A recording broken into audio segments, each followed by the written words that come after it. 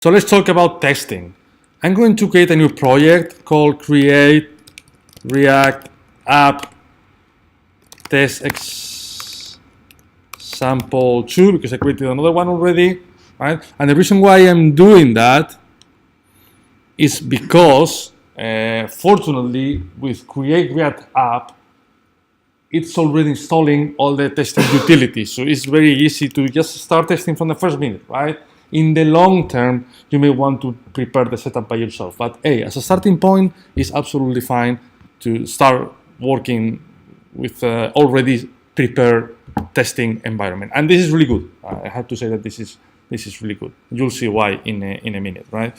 So I'm going to open the project with Visual Studio, and you'll see how important the setup is. The setup may make the difference between a successful test or a failing test. So this is very important. I know that people have different approaches, so what I'm telling you is not necessarily the only valid answer. Of course, it's not. It depends on multiple factors. But hey, I'll tell you how I definitely like to do it, right? So, right. First of all, I'm going to start up the testing server, if you want, right? You know how to start the execution server, npm start, but to run tests, and I'm going to open the terminal, it's a different command. Actually, you open package.json, it's very easy, right? npm run start, npm run test. So it's everything well prepared. So now I'm going to type npm run test, and you will see so you see here that I got something, right? One test passed. I have no idea where is that coming from, right? So first of all, the setup is correct because the test runner is working. Why I got one test passing? Because Create React App is already facilitating the very first test, right? I don't care about this one. We'll talk about how to test React components on the next week. I just want to start with the fundamentals. And the fundamentals is let's test JavaScript. So to do that, I'm going to create a new JavaScript component. And you know how to create JavaScript files, right? So I'm going to call it user. So this is just a JavaScript function, right? A JavaScript module. So this module can have multiple public functions. So I'm going to test one of them. So imagine that we have a function called export function get display name. I'm using that function at Codery actually. So that receives an object, and then essentially it will return the display name of the user, right? When you saw the evaluation results on the coding challenge, usually this is first name dot last name, right? So we'll start with the basics, and then we'll make the test more complicated using TDD. Right? So how is the setup? I'm going to create a new file, and note what I'm doing. I'm going to do user.test.js. So I'm creating a test file on the same folder as I got the source code. From a classic perspective, we used to have a new folder called tests, and then we used to drop all the tests in that folder. Don't do that. This is very old style. The reason why they do that in the old times is because it was then much easier to separate source code for production and test code.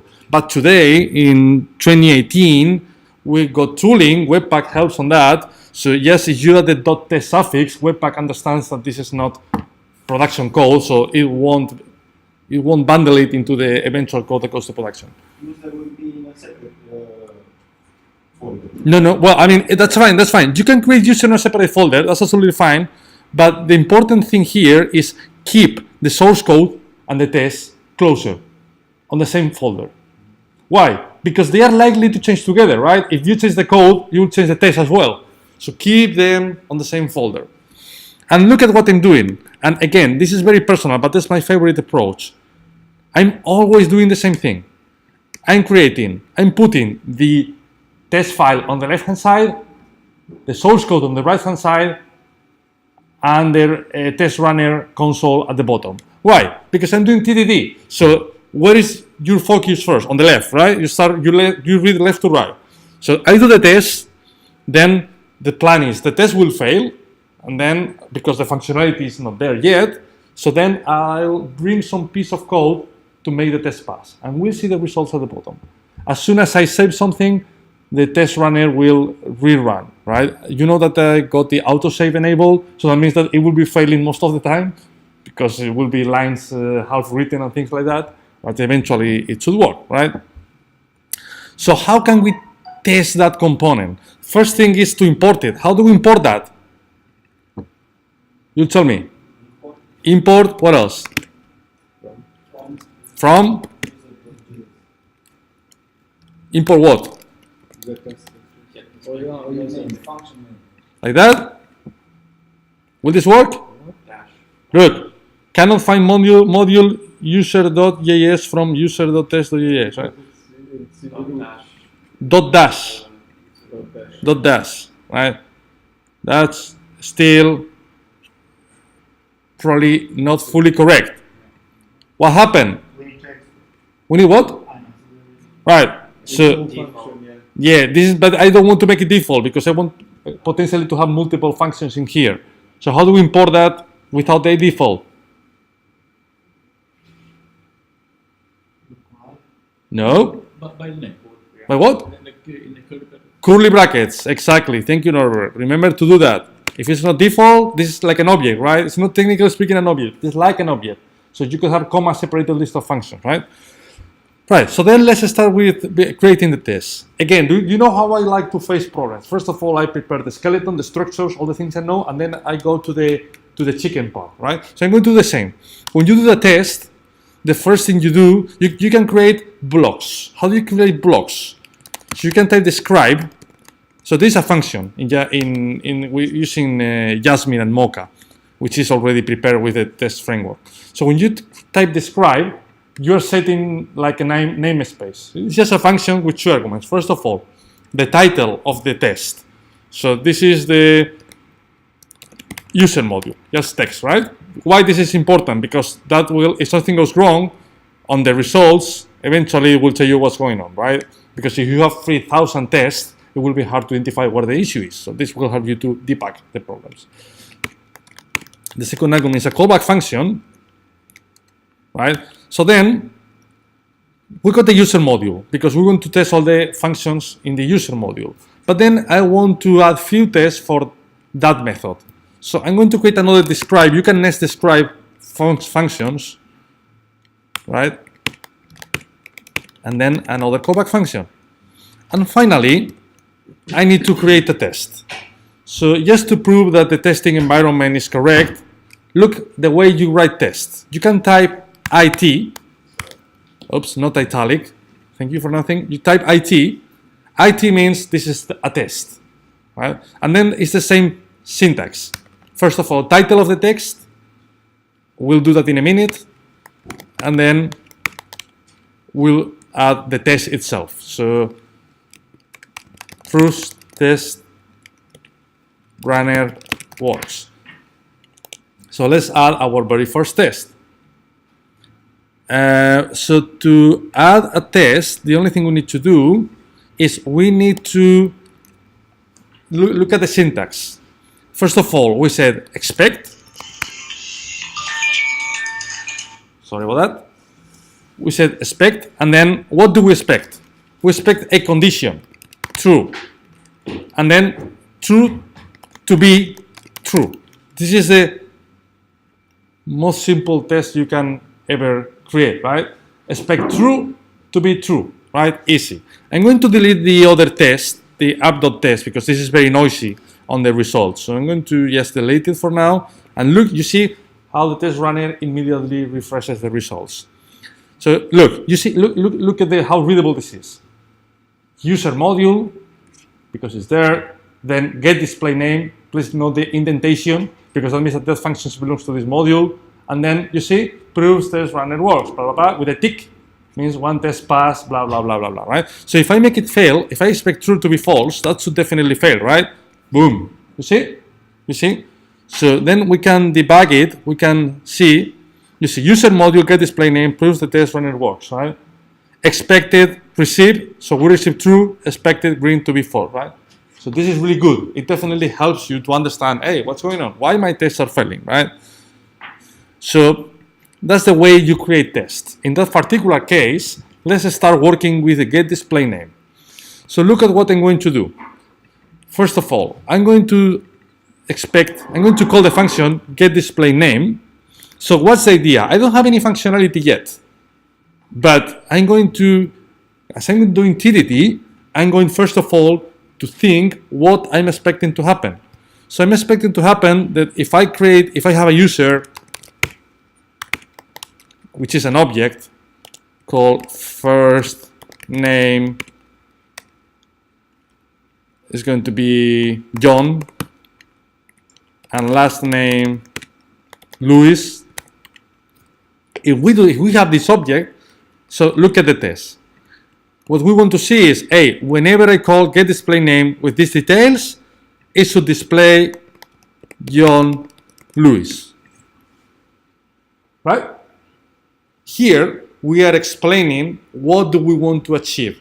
So testing is awesome, not just to ensure the quality of your code, but also to document your code, right? Why? Because if I do a proper title saying displays first name and last name of the user, right? If we do something like that, I'm documenting my API, right? I'm telling my colleagues how I'm expecting getDisplayName function to work, right? Obviously, the test is failing. Why is failing? Because this is not returning anything, right? If we check the error, say expected value, John Lewis, this is expected, but it returns undefined. Why it returns undefined?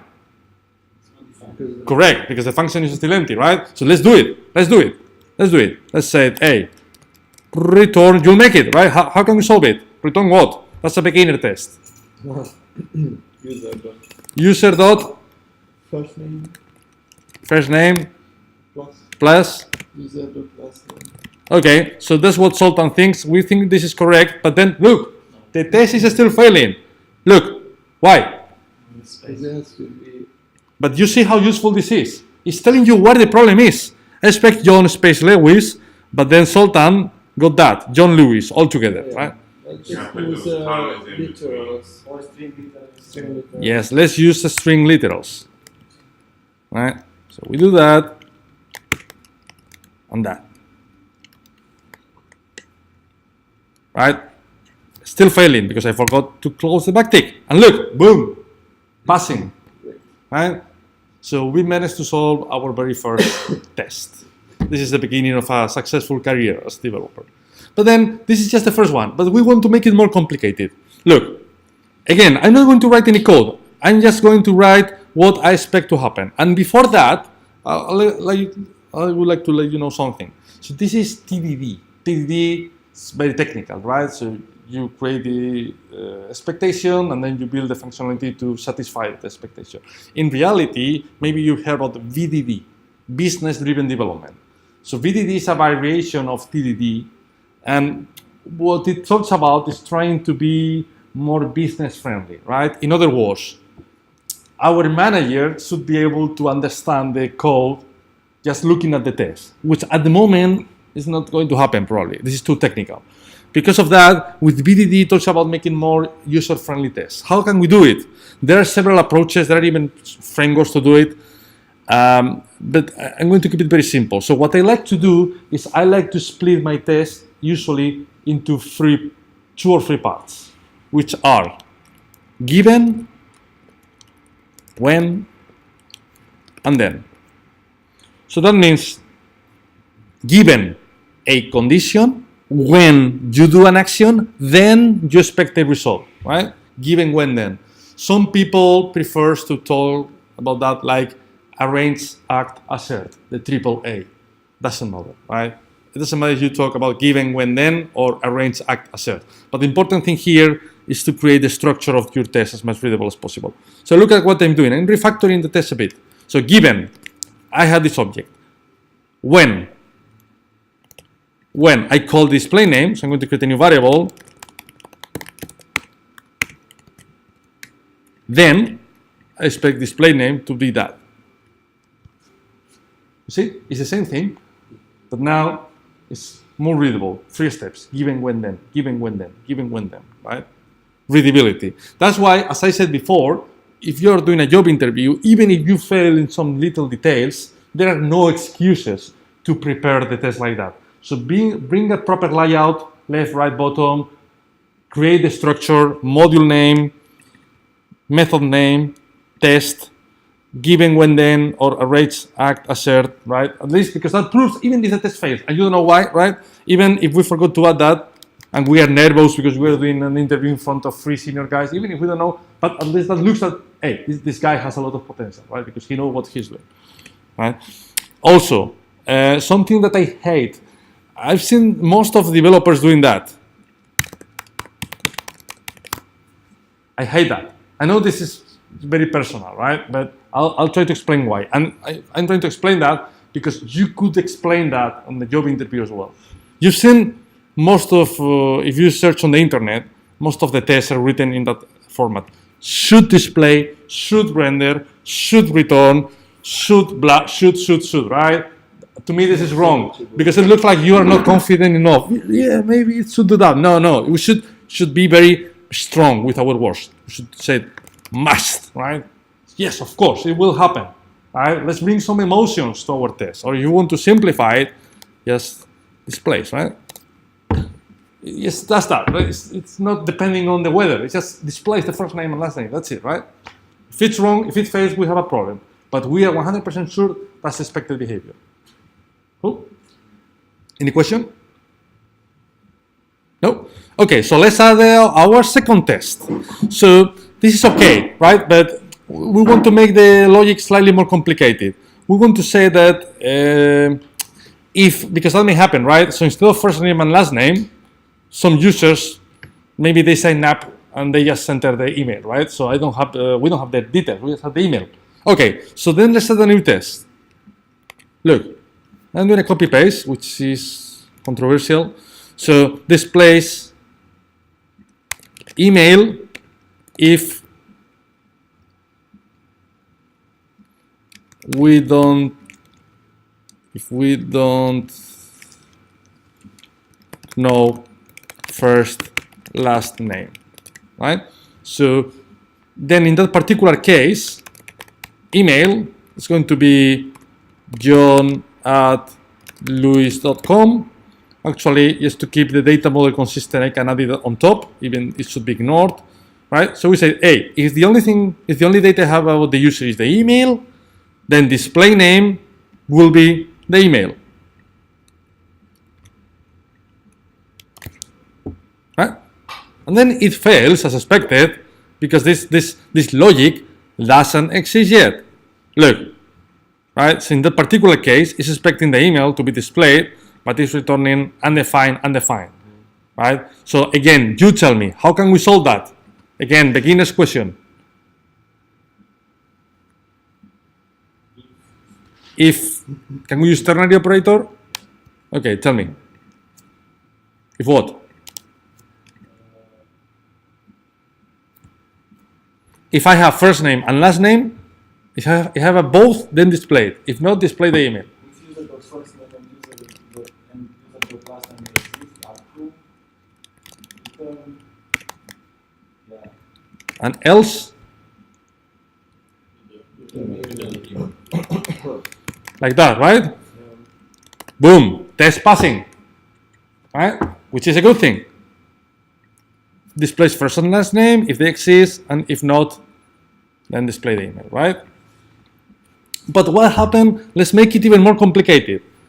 I want to add a third test. Look at what the expectations are. Usually, the expectations come from business, right? So your business analyst, before building any code, will give you a list of requirements. Like at Codeflix, you got the list of things that you're expected to do. That's why BDD on the left-hand side helps to translate between business requirement to technical requirement. So every it sentence that could be aligned on the bullet point list on the GitHub issue, right?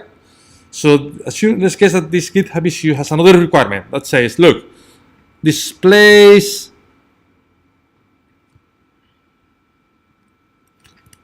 right, let me prepare that. Displays n/a not available if no user is provided at all. For example, right? So we said, hey, if user is nil because of whatever reason, then display name should be NA. Still fails, right?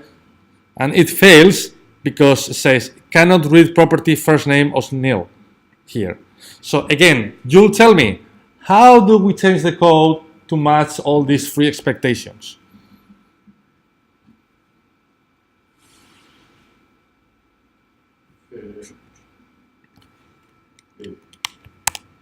User is like If you say what? it's equal null. Yeah. Okay. It's like If not user. Can we do that? Can we say if user exists, then else? Yeah. Right? Easier, because then we don't care if it's nil or undefined or something dodgy, right? If it's nil, if user exists, blah blah blah. Else not available, right? That's the same thing. Test passing. Obviously, at some point, you know how many if else we could have, right? So my suggestion is I split that into several functions, right? It will help readability. So we can create a new function, of course, here called function get existing display name. So if we do that, look, we can simply do return some. I'm just moving code, right, from one function to the other. Still works, right? If user exists, get existing display name or get existing user display name, right? Whatever. And then it's the same, but it's slightly more readable because we don't have a huge nested if else, if else, right? No, that's a really good question. The test still passes because you are calling a function.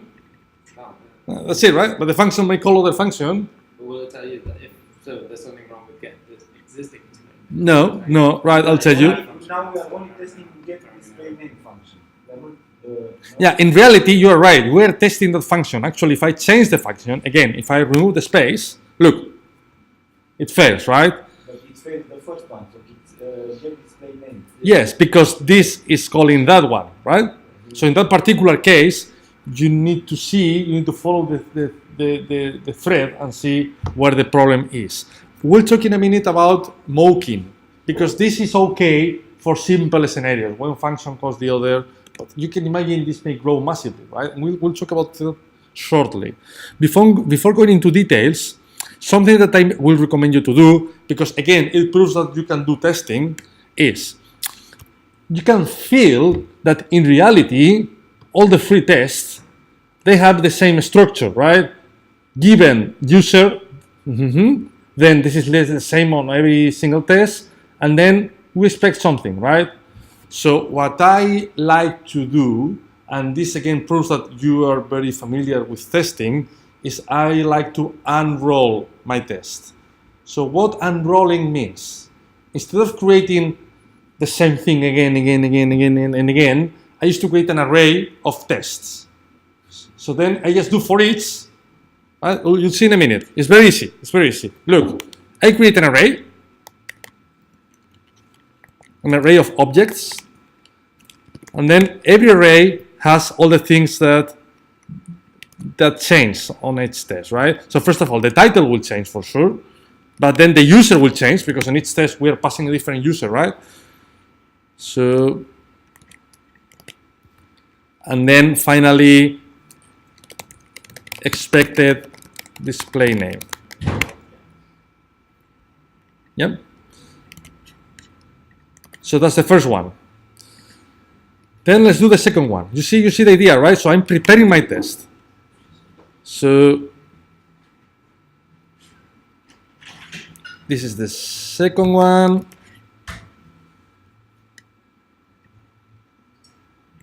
The user is different because the only thing we got is the email. And then, oops, sorry, I didn't copy it. Yeah, so we copy the email.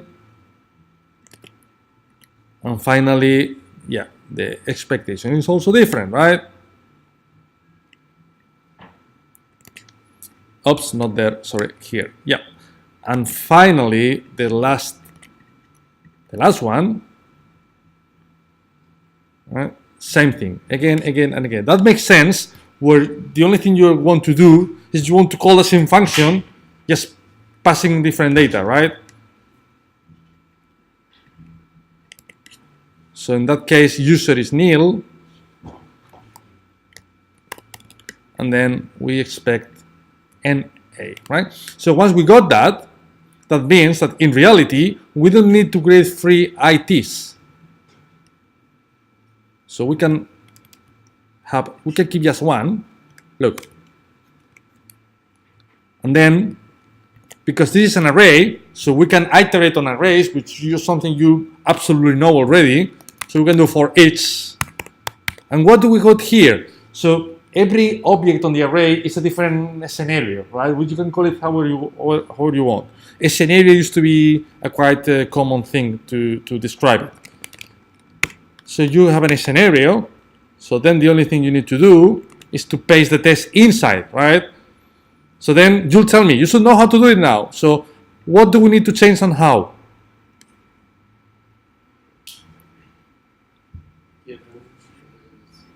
Given, but before given, is that line correct? No, it's scenario Dot what? Thank you, Norbert. Correct. And then given, is that correct? Yeah.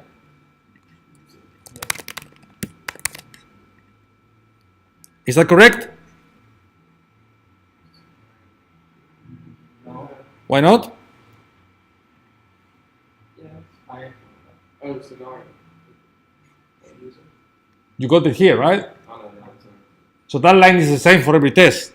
I mean, you can make it in line if you want. You can put it here if you think this is simple enough, and then get rid of the given.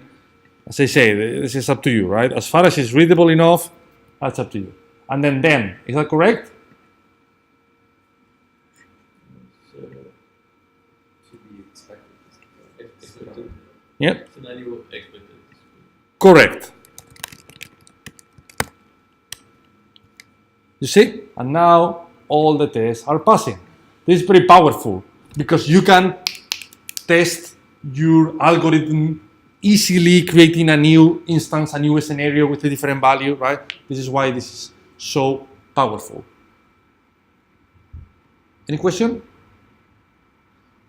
I'm going to do one last thing. This is the basics of how to test JavaScript functions. I'm going to talk about mocking because mocking eventually is very important. For instance, if getDisplayName is calling the backend using fetch, we don't want to call fetch using a test, right? So that's why it's important to understand how mocking works. So mocking means that at some point, instead of calling the real function, we're going to mock it. We're going to replace the real function with a fake function. We're going to do that. Look at the example. So I'm going to create another file. I'll explain the problem first. So the new file is going to be called stringutils.js. So within this module, I'm going to write some utilities about strings. So I'm going to create a new function called is string too long, for example. So what the function will return? So we'll return string dot length is about 6. So if the string that function receives is longer than 6 characters, the function will return true. Otherwise, it will return false. It's a stupid example, right? But you got the idea. Why I'm doing that? Because imagine that one of our users at Codery, he has a very long name. So we want to display maybe the first char of the first name dot. We want to abbreviate it, right, a bit. We want to improve the UX. So then, I'm going to do the same thing. Look, I'm going to add a new test. I'm going to copy the first one because it will be probably closer. Instead of 4, I'm going to say instead of 6, 10.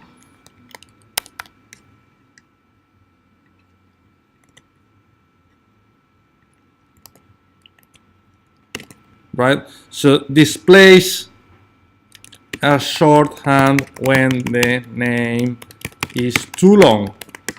Right? So if the name is, who has the longest name here? It's probably Constantine. Right? If we got that,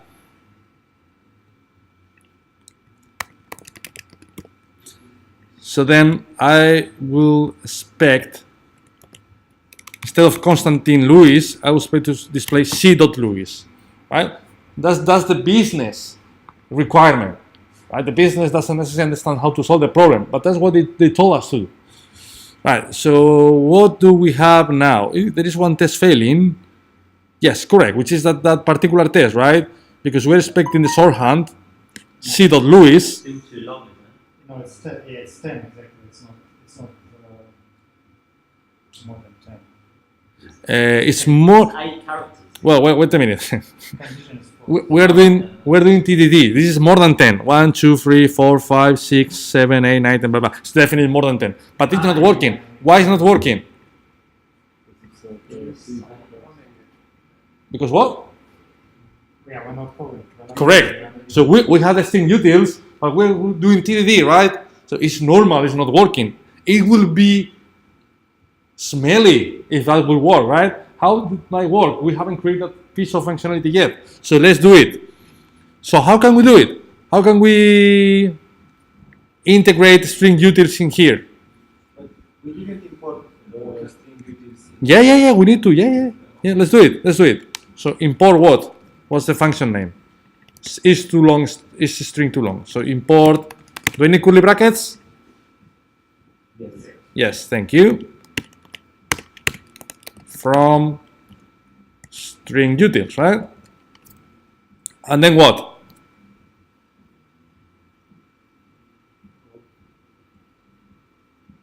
Right? So again, let's create a new function for simplicity reasons. Right? Try to keep the functions the smaller the better. So I'm creating a function called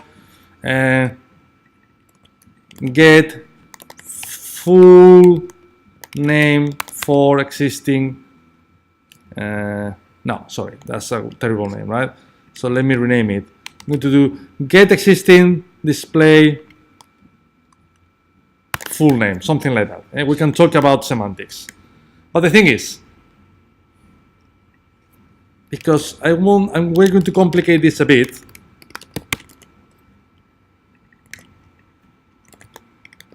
That's as simple as that, right? So if I got first name and last name, then get existing display full name, right? First name and last name. If not, then display the email. The test is still failing because, again, we haven't done anything with the new string utils mechanism. So you'll tell me, how can we now integrate that function in here?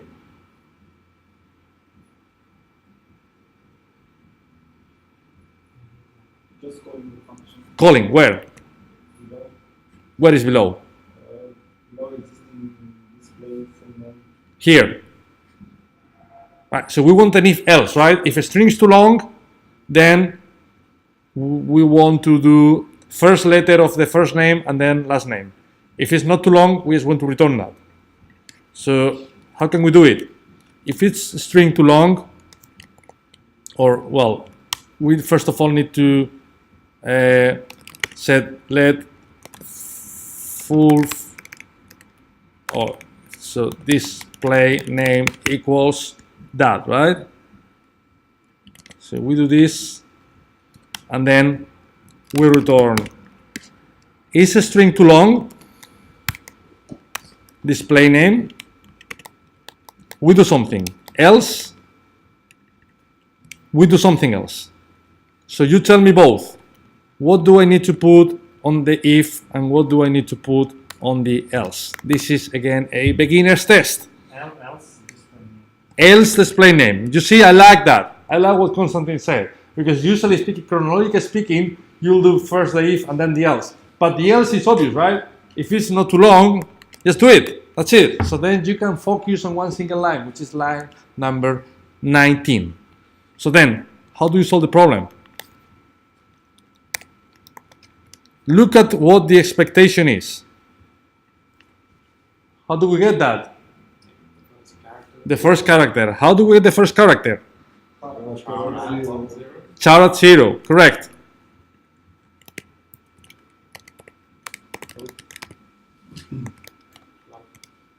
Plus. I have a template literals. Dot to uppercase. Well, that's interesting. That's a good point because the test doesn't tell you if it should be converted to uppercase or not. So let's leave it as it is. Yeah, but because the first name is uppercase, right? So it may be just a coincidence, right? Yeah, you agree. If we can extend that further and ensure that it's uppercase, if it's not, we can do lots of things, right? So that, you see, and that's correct. Now the test is passing, 4 tests passing. Also note that you know a different way of doing that without using char at. Just square. Correct. We can do square brackets. Still works, right? Both are equally valid. Is there any question? So at this point, all the tests are passing. But what happens if someone, maybe in 6 months' time, comes here and then he said, no, wait, 10 is not correct. Let's do 20. Right?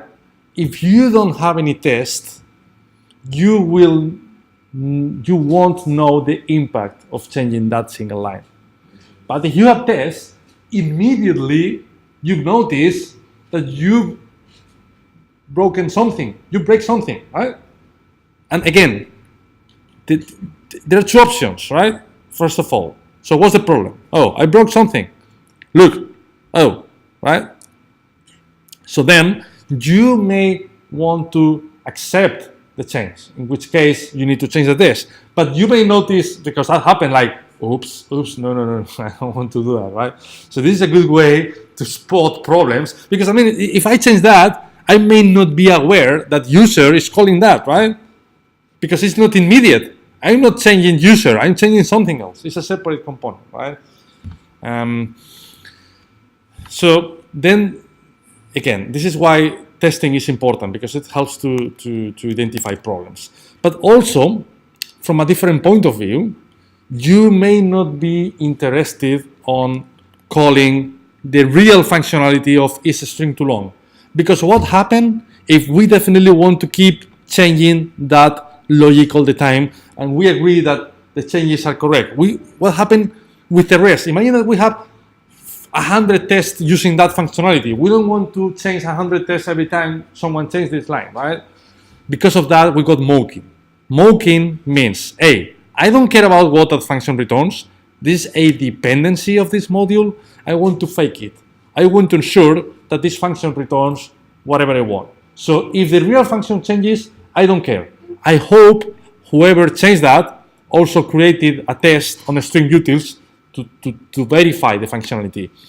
But talking about integration, you want to add firewalls, right? You don't want to test your code end-to-end on every single test, because this will be insane. That won't scale at all. Because of that, we can mock dependencies.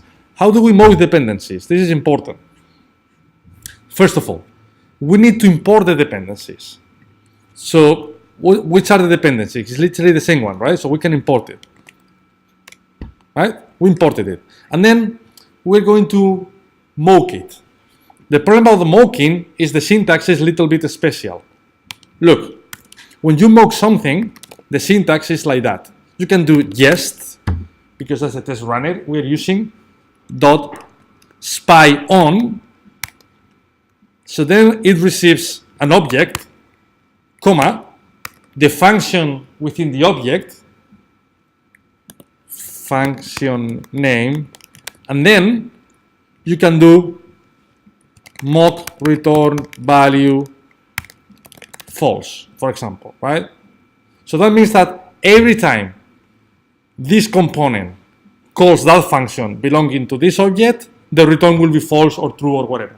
I don't care what the function is doing. I'm always going to change the value, right? So the problem that we have here is we got a function name, is there, but what is the object that the function name belongs to? There is no object, right? We just call is a string too long. There is no object. Because of that, with modern JavaScript, there is a way to import functions in a different way. Look at what we can do. We can do import star.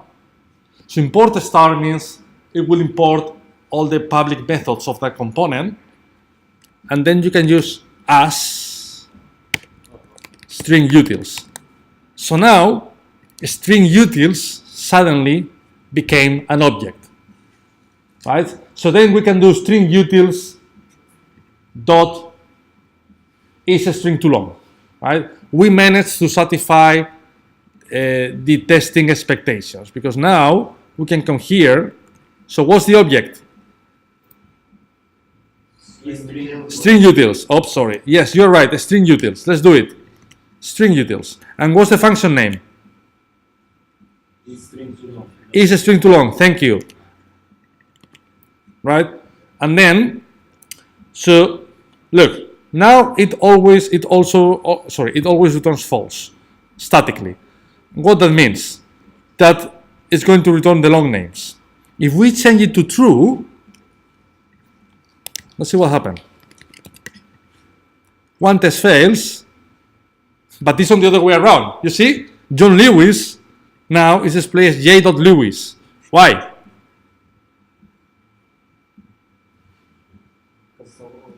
Correct, because we are mocking this function. So this function is never invoked. It's never ever invoked. So whenever user calls is a string too long, here it will always return true, regardless of the length of our string. So this is a good way to set a firewall between dependencies, right? So in that particular case, to solve the problem, because we don't want to depend on the firewall on this dependency, what we can do is we can add a new variable saying is string too long. This will be false, and then on the last one, is a string too long equals true. In that particular case, what do I need to change to make the test pass?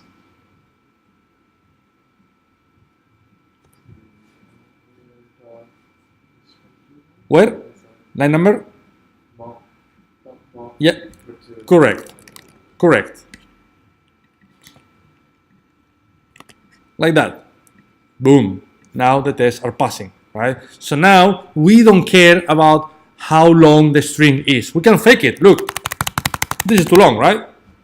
Now it fails, obviously, because we need to change the assertion. But look, tests are passing, right? We don't care. We don't care about who and how this function is implemented. We don't care. It's their problem. I care about my component, user.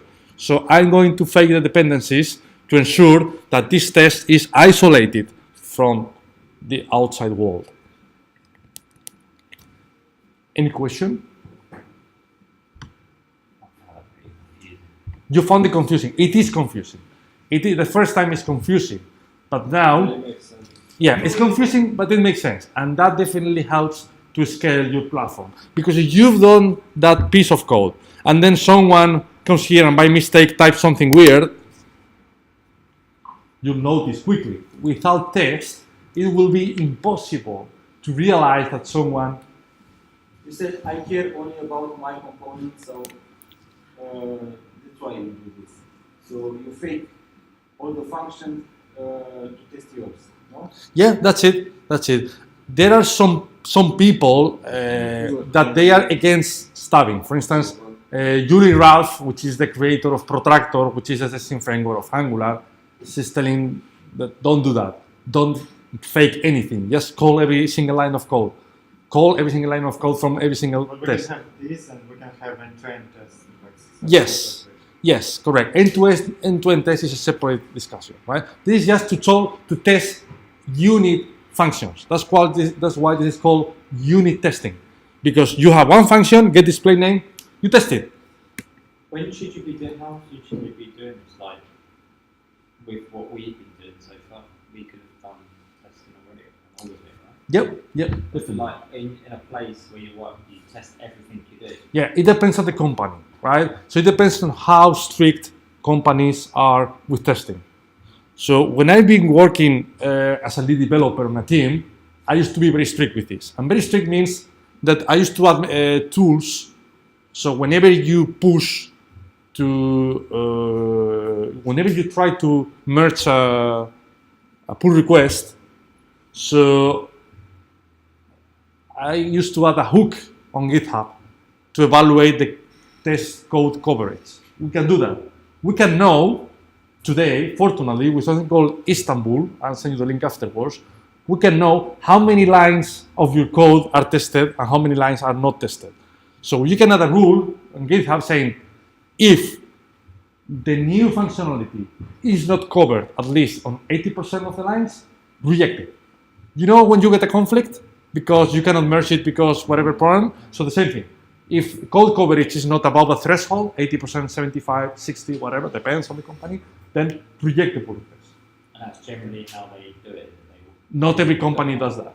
Not every company. Usually speaking, for instance, some companies when they do a review of the pull request, they see when they are checking your code, they visually speaking see, how many functions are tested or not. If you're trying to submit user.js, but eventually that has no testing at all, definitely on the pull request, they will tell you, hey, you create a new component, please add some tests for it, right? But usually you don't have a separate team who is doing No. This is what you did, wasn't it? No. I've done, this is white box testing. So you look at the code and it's black box testing, you test the end result, so you test the functionality. Yeah. So again, there are multiple types of testing. This is unit testing. Then we got component testing with React. Then we got end-to-end testing. And then we got integration testing. And then we got visual regression testing for CSS. So there are multiple ways of testing. But this is the origin, because this is where you test the most fundamental piece of code, right? So this is arguably the most important type of testing, because you test the very fundamentals of your code. And is there like a way of knowing when you should test though, right? Yes. So say for example our code things, I would have written watch the test. Or I'll tell you everything. You should test Everything. Yes, you should test everything. So in theory, you should have always had a test. Yep. .js Yep. folder in every single one of our folders. Yep. Like we already do it when we do our challenges. We do it in terminal in DevTools. Yep. So we run it and see the results. Yep. So it's kind of this is automated. Yeah, this is automated. Yes. So again, the two most important goals of testing is, first of all, ensuring the quality of the product you are building in the long term, not today, because we know that if you do that today, it will work, right? But what happens in 2 years? You never know, right? That's goal number one. Goal number two is to document your code, right? Goal number three is to ensure that the code you write is smart enough. In other words, if you create a very complicated function, very complex one, it will be impossible to test, right? So that's why testing is important too, because if you prove that you can test your code, you prove that your code is simple enough, right? Any question? No? Right? So again, conclusion. Please do the same thing I've done. Create a new project with Create React App and follow literally the same steps. That will help you to feel familiar. But also, it's very easy to install. You don't have to install anything, right? No, I mean, like if you want a new project, still you're great React app. You have all these files. Yep. If you just want to test just one challenge or something, just create two files. Yep. And just install jest. Yeah. I mean, it's very simple as well. So it's absolutely, that's absolutely fine, right? You can install Jest, you can install Enzyme. There are multiple ways to do it. Just find your favorite one. I'm not against that. The important bit is you should be able to follow, do these kind of exercises, right? And from now on, as far as possible, try to start testing your components, right? I know we haven't talked about React because otherwise I'll take the entire morning, but we'll do that on a separate session, which will be the same thing, don't get me wrong. Testing React is the same thing with some special commands, but it will be the same thing, right? Right, guys, so thank you for watching. That was it.